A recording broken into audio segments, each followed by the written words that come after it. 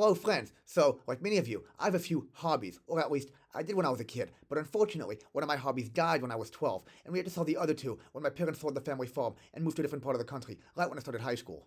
Now, it was fun while it lasted, and I really enjoyed spending time with my hobbies when I was a kid.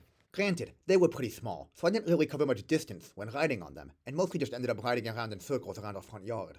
And actually, in retrospect, one of the coolest things about my little childhood hobbies is that they were so etymologically appropriate, since a horse is how our modern word hobby got its name.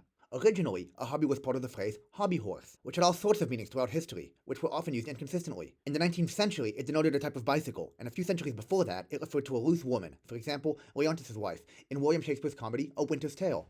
But these were all derivative meanings, and the word's original source, of course, was a horse, and specifically a breed of horse, originally from Ireland, that in the Middle Ages was called a hobbin. Now, the origin of the breed hobbin is unclear, but it's generally believed to be a variant of the name robin, which in the Middle Ages was a name often given to cart horses. So over the centuries, replicas of these little hobbins were made and used as props in plays and dances, for example in the traditional Morris dance, which is still popular as a folk dance in England today.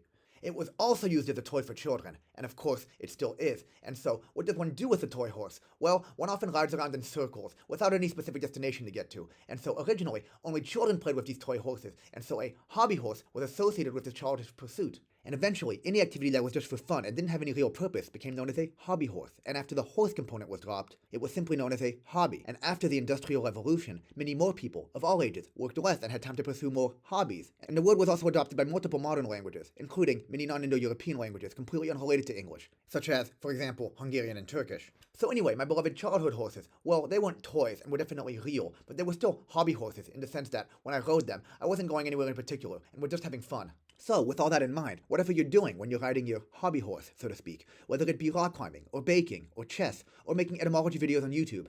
Actually, I think I'm the only one with that hobby. Remember, it's okay if you get the impression that you're not being productive and just going in circles, rather than making any movement towards any specific goal.